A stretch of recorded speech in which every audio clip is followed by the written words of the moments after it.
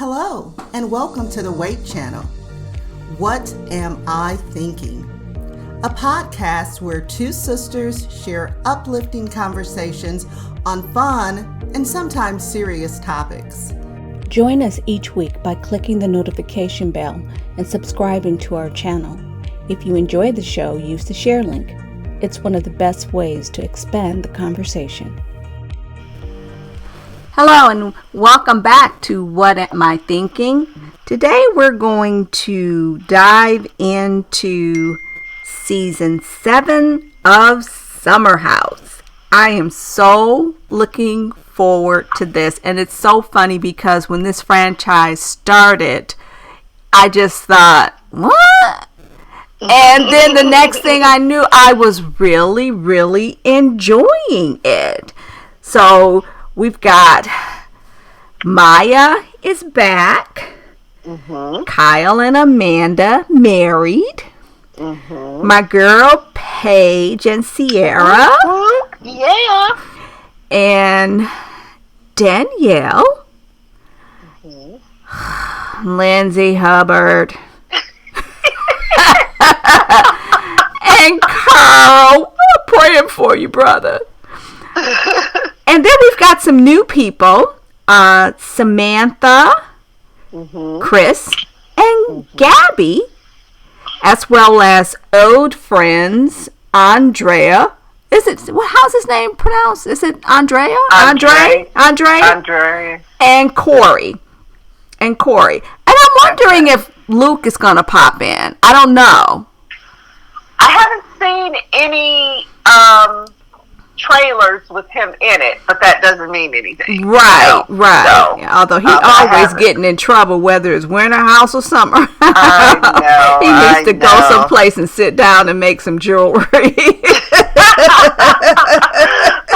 Go tap a tree. Chop wood. Right. But anyway, it's looking like from the first episode, there's going to be drama. And I'm in it for, what's her name, Mya? How she has found her voice. She is sticking up for herself. Now, she did have to go, she had to go in the kitchen and take a shot. Get some liquid courage. Right. But she came with both guns blazing, and I said, go for it, because it is rare that someone stands up to Lindsay Hubbard because they're so afraid of activating her. Right. Well, she hasn't fully done that part yet. You see a little bit of it in a clip. So she starts by going to Carl. Right. Which we know that alone will activate her. Yeah. But if you look at the conversation that he had with Mya, where he's finding out new information, and then the conversation he goes back and has with Lindsay, it's crazy because Lindsay's standing on this, you were jeopardizing, him by talking about smoking weed or whatever, and it's like, is he not a grown man? I mean, can he not speak for himself? If he knows that they have gotten high together on marijuana in the past with his California sober, how is she supposed to know that that's no longer part of it? He has a voice. He can speak for himself. And if he can't, you don't have a man, you have a puppet. So if you all haven't figured out so far, very quickly on in this episode, we see there's going to be a problem with Carl and Lindsay. And it's just interesting to me that it wasn't just one person in the house that noticed it, and how they all were saying basically the same thing, and how being around them, it felt different, and how Carl oftentimes would be like one of the last ones to go to bed, and it's like, 9 o'clock, I'm going to bed. Right. there are a lot of red flags with this relationship. But that started last year. That did start with sober Carl, that he was, because remember, that's how he and Mya bonded over a friendship. Right. Because they were both going to bed pretty early. Right. But nobody had an issue with that. Right. And Lindsay was not looking at Carl like that at that moment, so she didn't care either. But something that has happened that I told you was going to happen. So remember, they show up in Winter House, and we find out that they're both sober, and they're doing mocktails. And I told you that is not going to last for Lindsay. Lindsay is not going to stay sober. And if you remember, there was a conversation that they showed, or that either, I don't know if they showed it, or if, I think Kyle just referenced it, about Carl telling him that when she was drinking, he didn't know if he could handle it. He didn't know if, because the person that showed up, we know that person, and she's not a nice person, she's not a reasonable person. And so when she talked about in the kitchen her drinking, she said, I just have to know when to stop. Which is that's a problem. That is a problem, because she is not, like Carl said, he's a fun drunk. She's a mean drunk. She is a mean drunk. If she wants to say one more time, I am not an Austin fan, but I know his version of what happened is more true than hers. And how are you going to be able to say you were blackout drunk and you know you didn't do that? Right. You don't know you didn't do that if you were black. Right.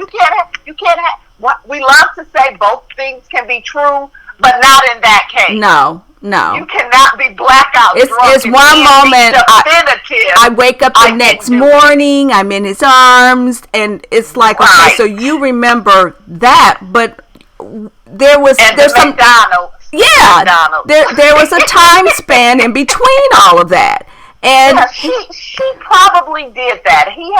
Why would he make, if he was going to make something up, why wouldn't he make up that they slept together? That they went all the way, exactly. Right? Why would he? And if Carl has any real wanting to know what really happened, he would be honest with himself about that. Why would he lie about that thing? If he was gonna lie, it could have been that they kissed. It could have, it could have been that, it could have been a whole bunch of things. But the thing about Carl and the thing I also know about 12-step programs is they want you, before you're even thinking about relationships or being with one person, is to have one full year of sobriety. I'm not even sure that he got that. But we know that he was almost there when they started, because remember when he was talking to the other girl last summer, that was part of his thing, was he ready? So he was burgeoning on that year if he wasn't already there when he and Lindsay decided. But the thing is, they have so much history, and he literally had to kind of convince himself. I think Carl was just ready to settle down, and he felt that would help his sobriety. I really feel that. But but the other thing that concerns me is that all of this came on the heels of him losing his brother. Yes. And you're right. It could be that it's like you just want to land the boat. You just wherever, let me just hit dock, and I think that's it for him. And not that Lindsay is the right person, but that she is someone that's familiar, and she is someone that he at least knows he doesn't have to try and get to know her, and he can just go on and just say, okay, done. But this is a problem for me, and I think if they're both honest with themselves, they could see this. He's blowing up his friendship with Kyle, and she has blown up, apparently, her friendship with Danielle. How does that happen from these two people who I know would be happy for both of you, but you're obviously showing up in a way that's either inauthentic,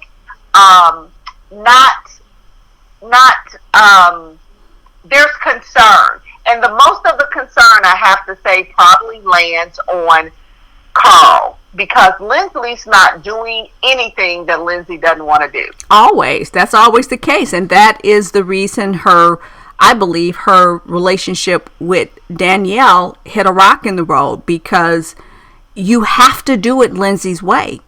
And you have to, if you don't go exactly the way she feels something, and you can't deviate. You cannot deviate. Lindsay wants you to listen to her, but she doesn't want to listen to you. Absolutely. She's one of those friends where she's telling you all her problems, and you barely get a check-in on what's going on with you. She'll be, you can say something, oh yeah, that's good. Oh, so happy for you. Now back to me. Okay, enough about them. All right. Okay. So Mya and her boyfriend. Oliver. Yes. I'm so in love with... Danielle introduced her to Oliver. Okay. But is this the same Oliver that she was questioning the relationship because... because he didn't seem to be really showing up? It wasn't that he wasn't showing up. That wasn't the thing. I think for Mya, after coming out of her relationship with Kwame, who, as we know, was on Top Chef, she was engaged. Okay, no. Okay, so I stand corrected, because I thought that he was that same guy. So this is a different guy. Danielle introduced her to Oliver over the summer. Oh. They met at one of the Summerhouse parties. Okay. And it lasted. Okay, gotcha. From one summer to the next summer. Okay. That's a big deal. Okay. Yes. Okay. Yes. Okay. No, you're thinking Kwame, the ex-fiance, who was the chef. Yeah. So no, not him. No. She was I'm not going to say she was fully over him, but she was out of that relationship when she came into Summerhouse, and she did not revisit it, because it was a long relationship. I want to say like 5 or 6 years she was in that relationship. So, and kudos to her for her cookies. I have not been able to successfully order them yet, because they sell out when she does a cookie drop. Wow. So kudos to her for her having her gourmet cookies. They have worked. So I think when the rest of the people come into the house, because they got this new bedroom situation where they can only have 5 bedrooms, and they've got these other rooms set up like a weight room, and it's like, that is so crazy to me. To me, it's more of a fire safety hazard to have 3 or 4 beds piled up on top of each other, right? Tripping over each other, trying to get out the door. Yeah, that seems like more of a fire hazard than spreading people out. But okay, if you say so. As to say, you're going to tell me that, could I put a day bed in a room, and does that count as a bedroom or not? I would be sleeping in the family room on the sofa every night.